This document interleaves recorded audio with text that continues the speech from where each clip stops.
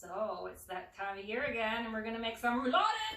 Anyway, in case anybody's interested in how you make rouladen, at least the way I make rouladen, I thought I would show you. So we have rouladen cut beef that I ordered up from Newman's Butcher, 26 pieces, and yeah, so we've got the beef all laid out, ready to go. And then we're going to let's put some goodies on there.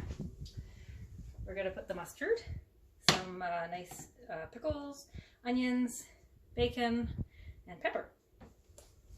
So I'm just gonna do one, for example.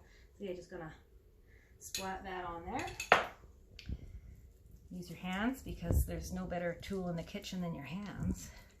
Spread that all around. Then we're going to lay the pickles.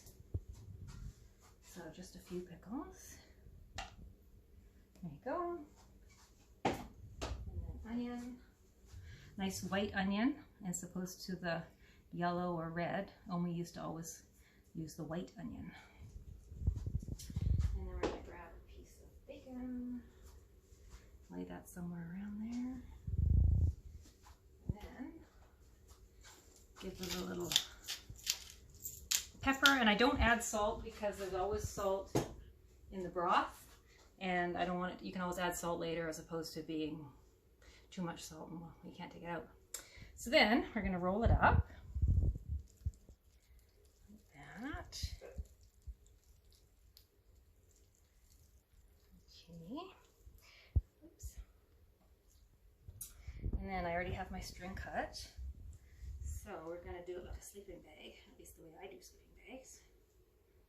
And do a knot. And this is butcher cord, 100% cotton. I don't like the butcher cord where it's a cotton poly blend because I don't want plastic on stuff. I mean, mind you, I don't, whatever. It's not like I'll be eating any of this. So then we're going to take the scissors, cut it like that. And then we're left with rouladen that's ready to go in the pressure cooker, which is the next step. And well, now Kyle's gonna show me how, if he's learned how it's done. So what are we doing here today, Kyle? Today we are learning again how to make rouladen. Okay, yes. So step one is to get the mayonnaise. Mayonnaise. Mustard. So get a big scoop of that. Oh, not a little bit less. A little bit less. Okay. And then there we go. You know, flap that onto one of them. Yeah. Right. And yeah. Make sure you don't touch the spoon onto the meat. That's fine, you didn't, but just so you know, you don't want to touch and cross-pollinate. Use your hands because there's no better tool in the kitchen. Yes. Okay. Then I guess wash it off. Yeah, because you just touched the meat, so you don't want to be touching anything else. Next, you're gonna have the onion. Mm-hmm. Just a couple pieces here and there. Don't want to make too many or else it would completely flood it and wreck the taste. Then, some pickles. Put them about the same parts. Yeah. And then, bacon. One slice of bacon. Oh god damn, I can't even pick one up. Okay, there you go. There you go. Slice the bacon. Put that somewhere about there. Nice. Then pepper. Oh, pepper. Wash your hands. Some black pepper. Right? Yes. 1, 2. A little bit, yeah. A little bit of there. And then you wrap it. Okay. That's a wrap. I think it's about like that. It's not too complicated. Nope, it sure isn't. So easy, anybody can do it. Yeah. And then you're going to tie it. Just like your sleeping bag. Just like your sleeping bag if you went to Scouts or whatever, Girl Guides. Girl Guides. So tie this down, I guess double knotted or? Yeah. Okay. Then you're going to leave yourself a bit of slack. Yeah. Come around here. Go through.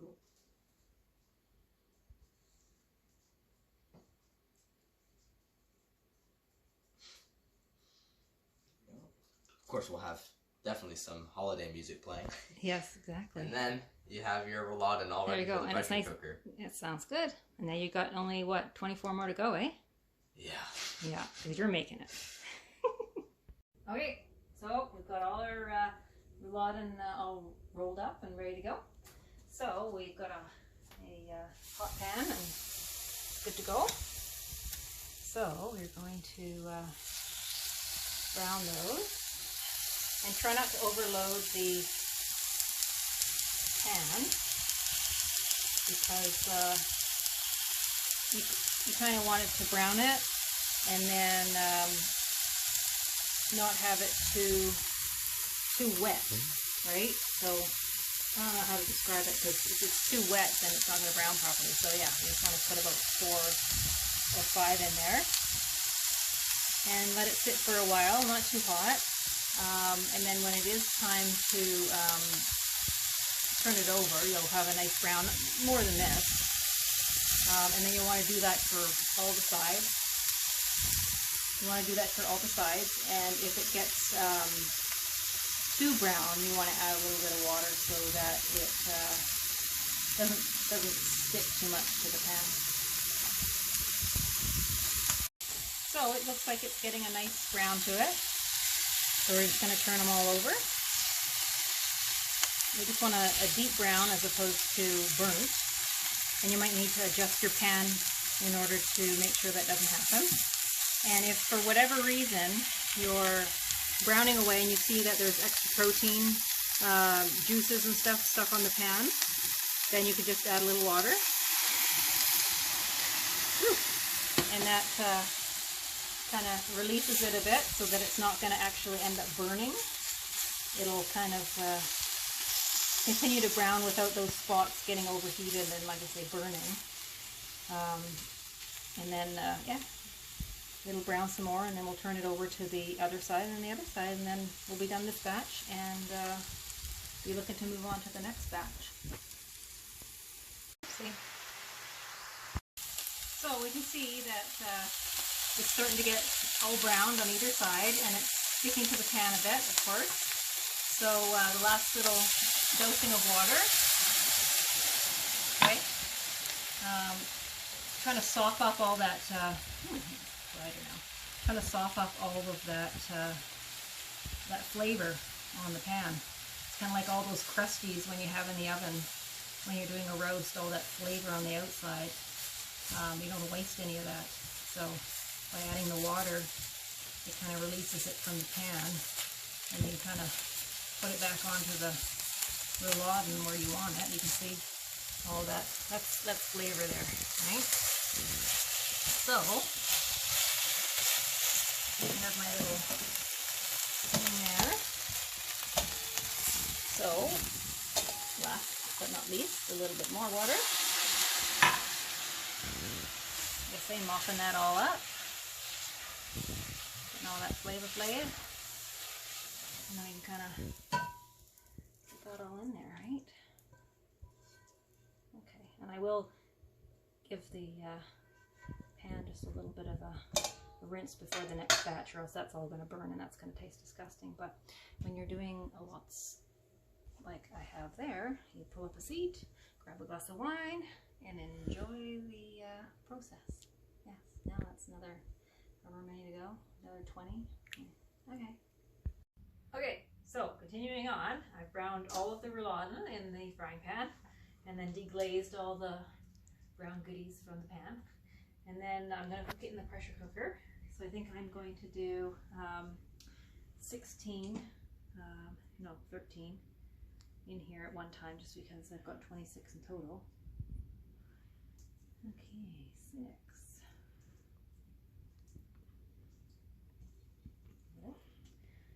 19.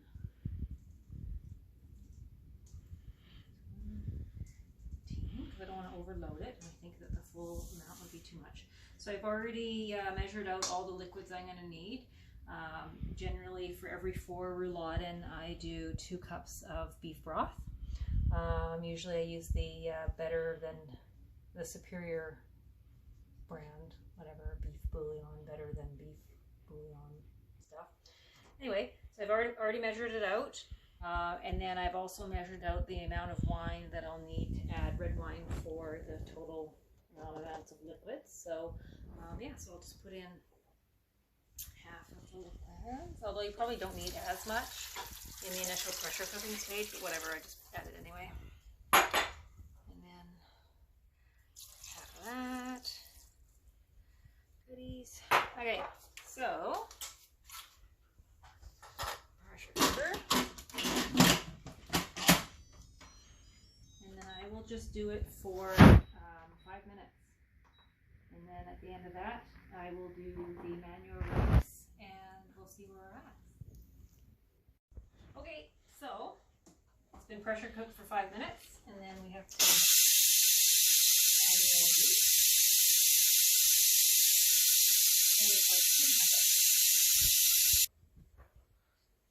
Okay, so we're all depressurized. So, anyway, we're going to take those out, and I generally want to put them on some sort of cookie sheet because I want them to dry out a bit, because I'm going to be freezing a lot of these. I'll be saving a few for tonight, but the majority of them will be in the freezer. I don't want them to be all falling apart if they're sitting in the hot broth for too much longer. So that was quick and easy. Well, in the sense of set it and forget it. Okay, almost done.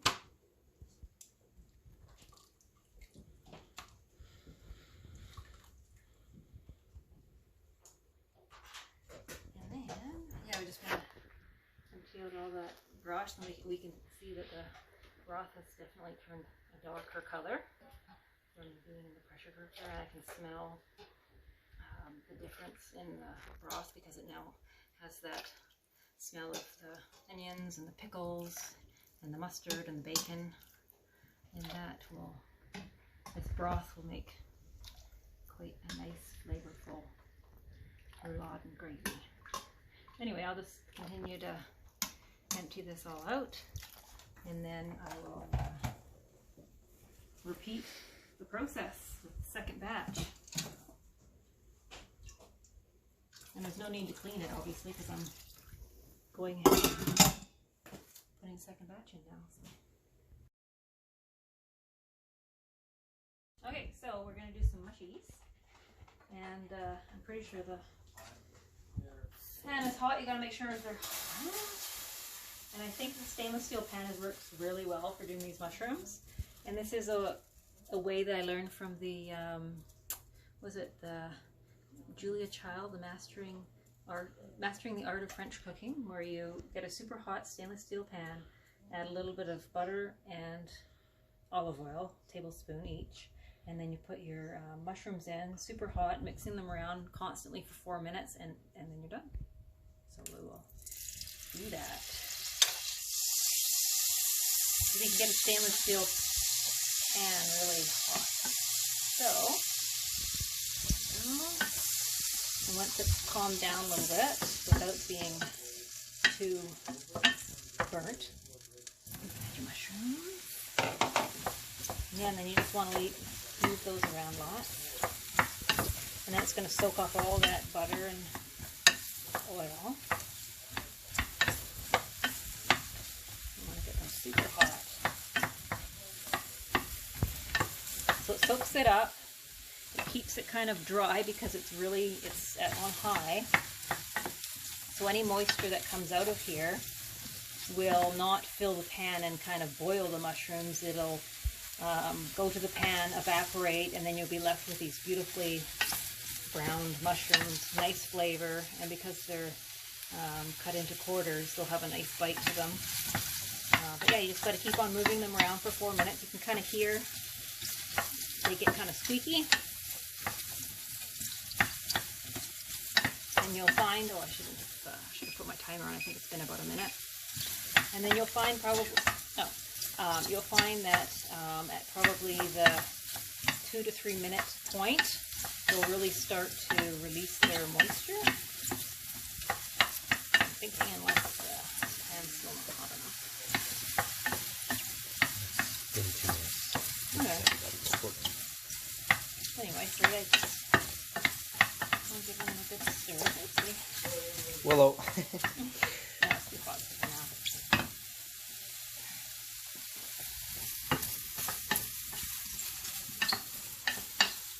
Squeaky mushrooms.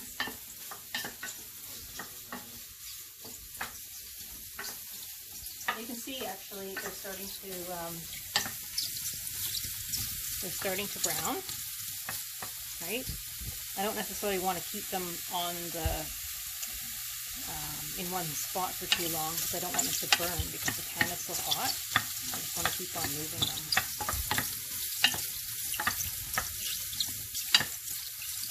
Squeaky. So yeah, that's a good. There we go. Good example of a nicely browned mushroom.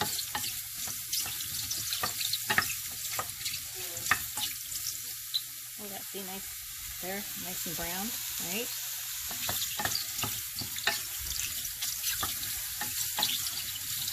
Because I'm moving it around, it's not like I'm burning the pot either, even though it's on high, although I should probably turn it down now. It's getting a little smoky.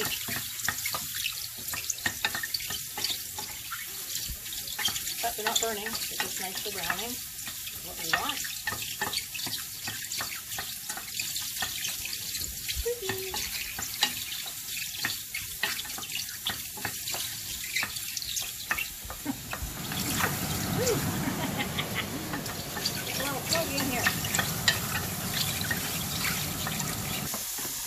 Alright, so you can kind of see that the mushrooms are nice and browned, and it's releasing a lot more of their moisture now, so I think we're done. So we'll just put those aside until we put the rouladen in the oven with the gravy and put those on top. Okay, so we got our rouladen that has been done in the pressure cooker, and I've got all the broth that's ready to go and make gravy. So I have melted butter and added flour, and I've added about maybe a tablespoon and a half of butter for every cup of broth, and then added the same amount of flour, maybe 2 tablespoons, I guess, per cup. So it's all good. I cooked it down, and then I'm going to add the broth from the rouladen into the roux. Yes.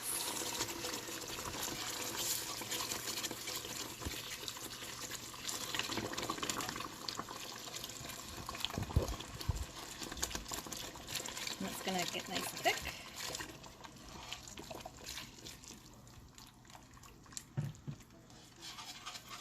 Nice and thick and cook.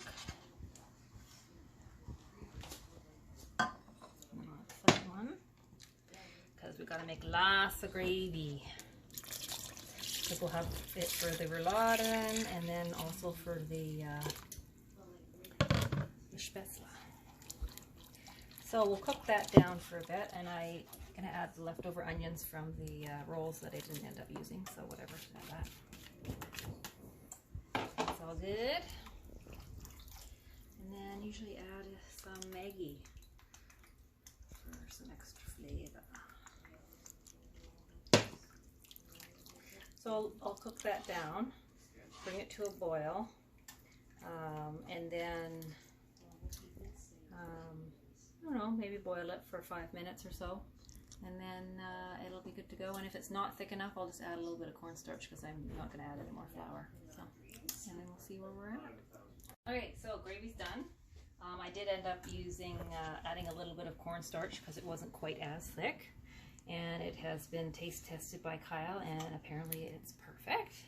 So for each of the rouladen, I have made about, it was roughly about just over a half a cup of gravy per roll. So I'm just going to put out 3 cups for our rolls today.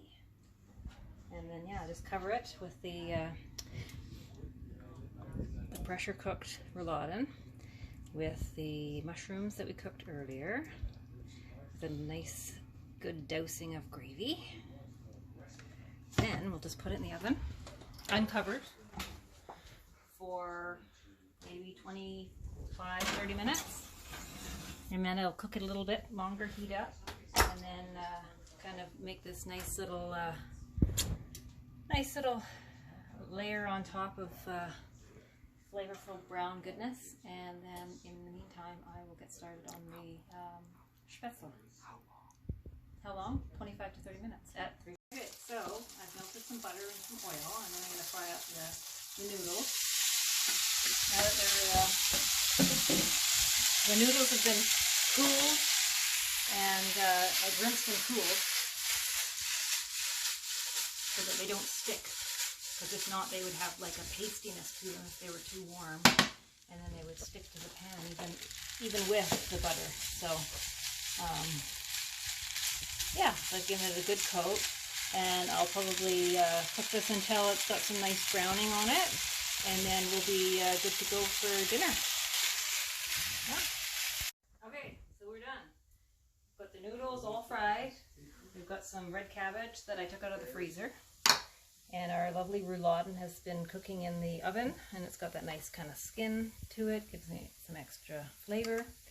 And this is the extra gravy that we had made. And this is all the extra rolls that are going to go in the freezer for Christmas. So that'll be Christmas, and those will be 2 other nights where we have a little special treat. And I'll kind of portion the gravy amongst those packages. So, I'm going to serve it up. A little bit of noodles. A little bit of red cabbage. And then rouladen, and then a little bit of the gravy. Okay, there you go. And there we have it, rouladen dinner. Bon appetit.